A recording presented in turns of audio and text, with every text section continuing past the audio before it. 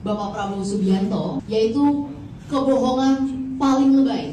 Di tahun politik ini tentu sangat berbahaya. Ini adalah sebuah tsunami politik, tsunami kebohongan yang luar biasa. Yang paling harus minta maaf ke Pak Prabowo di Lebaran tahun ini adalah kader-kader PSI. Karena PSI di tahun 2019 yang lalu pernah ngasih penghargaan kebohongan award kepada Pak Prabowo. Menurut PSI, Prabowo saat itu menjadi penyebar kebohongan, pemecah belah bangsa dan penyebar hoaks. Tapi ketika Pak Prabowo menjadi presiden, Prabowo masukkan 3 kader PSI ke dalam kabinet. Luar biasa baik banget. PSI harus minta maaf ke Pak Prabowo. Selain itu, kader-kader PSI juga jadi motor yang mengglorifikasi isu penculikan aktivis oleh Prabowo. Bahkan ada kader PSI saat itu yang bilang nggak mungkin akan bersama Prabowo karena Prabowo pernah memiliki rekam jejak menculik aktivis katanya. Dulu PSI pernah menjadi pengkritik terdepannya Prabowo. Padahal Prabowo dan PSI memiliki kesamaan.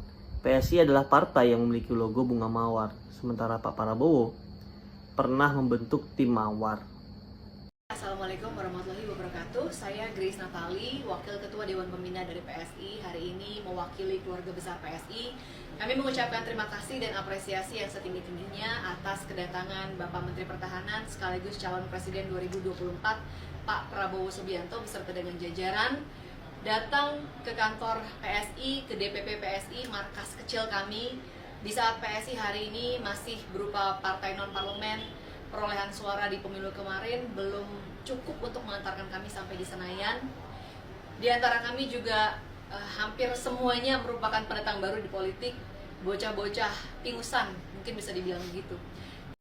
Jadi dalam mengambil keputusan, kita akan punya, kalau saya boleh sederhanakan nih, ada kuadran, 4 kuadran nih, garis vertikal dan garis horizontal, jadi 4 kuadran.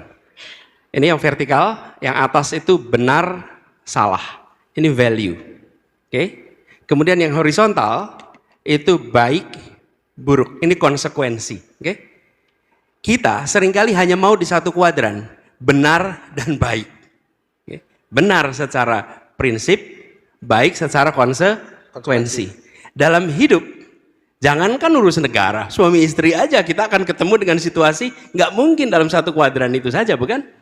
Jadi apa yang terjadi? Kita mungkin berada di kuadran kedua, mengerjakan yang benar tapi konsekuensinya tidak baik, atau tidak boleh adalah yang di kuadran bawah nih, sudah tidak benar, buruk pula konsekuensinya. Oke? That's life.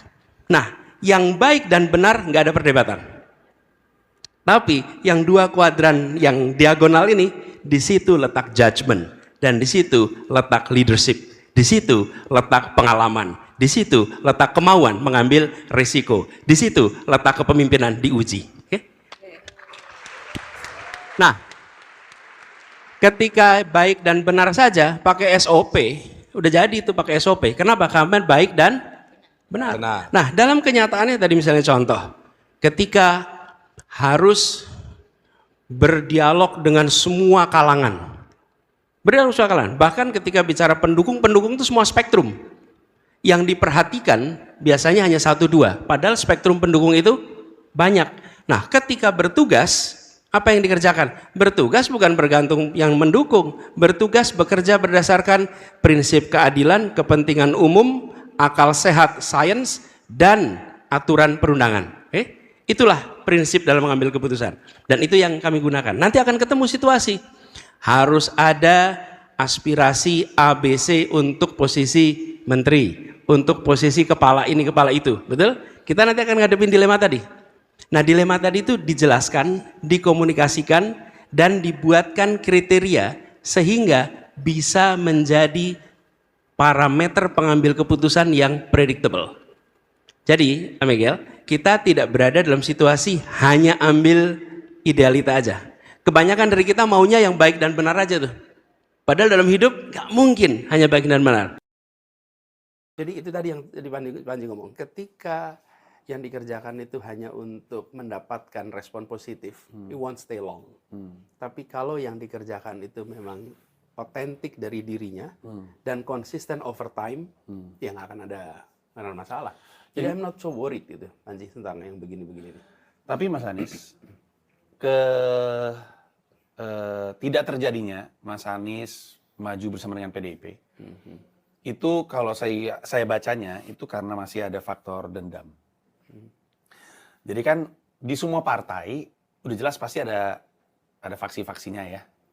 Ini mah sehat lah di setiap partai. Maksudnya emang itulah yang mungkin diharapkan dari sebuah partai politik, masing-masing punya gagasan sendiri walaupun kita coba untuk diskusikan dan sepakat sebagai sebuah partai pengennya gimana. Kita nih salahnya apa aja? Misalnya, harusnya nggak ada galang dana gitu atau nggak ada fundraising gitu. Apa yang kita salah lakukan selama ini? Nomor satu, negara enggan untuk mengalokasikan anggaran untuk biaya politik. I see, oke. Itu Di negara lain, negara harus ada naruh duit. alokasinya, cukup. Tapi kan, apa berarti negara ngasih duit ke partai? Nah, di situ letak isunya. Oke. Ketika negara membiayai partai, publik marah. Wah, karena publik kan ngeliat partai, ngapain kita membiayai duit pajak untuk membiayai mereka gitu ya? Exactly. Oke. Di sisi lain, semakin tidak dibiayai, maka proses politik harus nyari dari mana? Ya ujungnya APBN, APBD. Oke. Betul. Nah, ketika itu mau dikoreksi, jadi ini tuh situasi yang dibilang yang sekarang berada di dalam proses itu juga nggak kepengen ada perubahan karena saya menikmati. Oke. Dan ketika mau dilakukan perubahan, publik juga bilang sebentar. Ini kan tempatnya orang-orang yang pada macam-macam. Masa malah dibiayain? Nah, disitulah kenapa pentingnya top leadership step in. Karena yang bisa menahan tekanan macam-macam itu yang nomor satu. Harusnya itu legasinya nomor ya. satu. Nah, ketika itu dilakukan, ketika itu dikerjakan, dan itu kapan bisa dikerjakan? Biasanya dikerjakan di periode kedua. Harusnya. Biasanya. Oke. Kenapa? Karena di periode kedua itu nothing tulus. Harusnya itu juga untuk Pak Jokowi.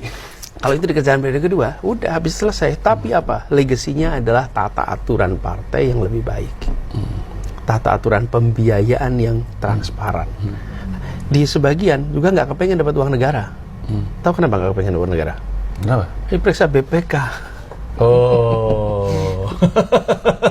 Aduh, males banget nih partai kita diperiksa BPK gitu ya. Iya, coba kalau Panji perusahaannya terima uang dari negara, ya harus ada laporan, diaudit. Iya, betul. Terus maju, saya nggak usah dapat daripada diaudit. Nah, tapi kan untuk sebuah negara modern yang bisa keuangannya transparan, ya itu bagian dari perbaikan. Jadi nggak dilihat sebagai pemeriksaan itu sebagai hantu, tapi pemeriksaan itu sebagai bagian dari kita meningkatkan mutu. Nah, ini semua apa sih yang kenapa membutuhkan prioritas dari kepemimpinan nasional? Karena kepemimpinan nasional bisa ini prioritaskan, pasti jalan. Bong, ketika misalnya Presiden bilang prioritaskan soal revisi undang-undang menjadi omnibus, semuanya jalan. Revisi undang-undang KPK jalan, revisi KUHP jalan, termasuk ya ini. Nah, mungkin partai-partai belum berkeinginan, tapi Presiden bisa bicara. Nah, jadi kembali kepada ini, salah satu masalah yang besar soal keuangan adalah alokasinya. Sama alokasinya nggak cukup, ya akan selalu masalah.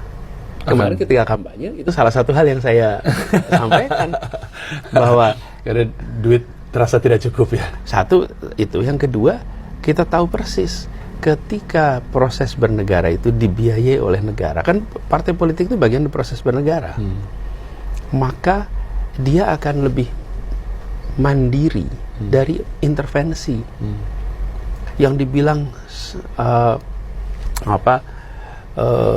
oleh Marxis zaman udah 100 tahun lebih tuh, Karl Marx nulis tentang bagaimana negara disebut state captured. State captured. Ya, karena negara terkuasai oleh kapitalis. Kan karena biaya politik itu udah diomongin hampir 200 tahun yang lalu.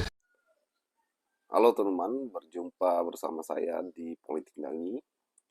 Kalau kita lihat ke belakang bagaimana PSI yang pada saat awal-awal dulu itu sangat-sangat mengkritik dan menyerang Prabowo Subianto, teman-teman. Bahkan partai satu-satunya yang memberikan piagam penghargaan yang buruk kepada seseorang adalah ya PSI. Ya. Karena PSI menilai Prabowo saat itu memberikan berita bohong dan sebagainya. Itu membuat PSI semakin didukung kala itu ya. Namun setelah Pilpres atau sebelum Pilpres 2024, ya, PSI mendukung Prabowo, teman-teman. Karena siapa? Karena ada Gibran di sana. Dan inilah yang menjadi pertanyaan besar, ya, di mana konsistennya PSI, ya, di mana muka PSI. Bagaimana menurut kalian, teman-teman?